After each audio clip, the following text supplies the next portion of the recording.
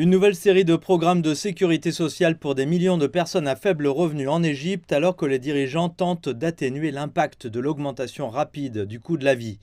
Le président égyptien Abdel Fattah el-Sisi a assuré que son gouvernement souhaitait alléger le fardeau de la flambée des prix qui a atteint un niveau record.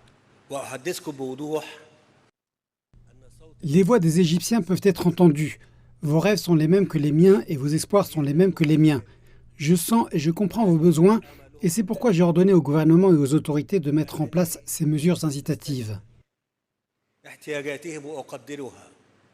Les mesures comprennent une augmentation du salaire minimum de 15% pour atteindre 133 $ par mois, une augmentation des pensions de 15%, une prime unique de 20 $ et des allègements fiscaux pour les bas salaires.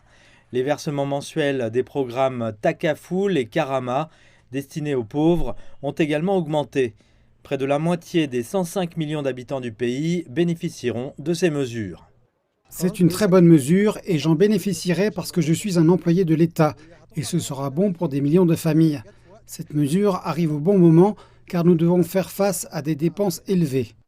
Les mesures semblent arriver à point nommé car la Banque centrale avait déjà annoncé un taux d'inflation record de 39,7% en août, alimenté par des hausses des prix des denrées alimentaires importées. Il est important que l'État envoie le message qu'il soutient la population dans cette période difficile, en particulier les segments les plus touchés comme les employés de l'État, les retraités, les chômeurs et les petits agriculteurs.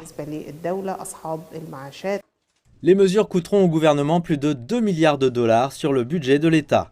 Ce n'est pas la première série d'incitations que les autorités ont déployées pour les personnes à faible revenu.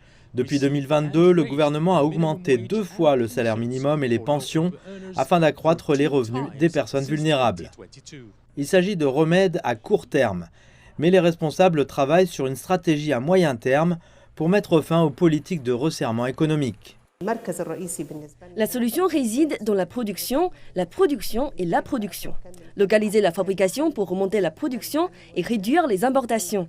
Attirer également les investissements dans les industries est essentiel et minimisera l'impact de l'inflation mondiale ou des perturbations des chaînes d'approvisionnement à l'avenir. Les nouveaux avantages doivent être déployés en octobre et selon les responsables, il y aura un autre lot d'augmentation salariale avant la fin de l'année fiscale en juin 2024.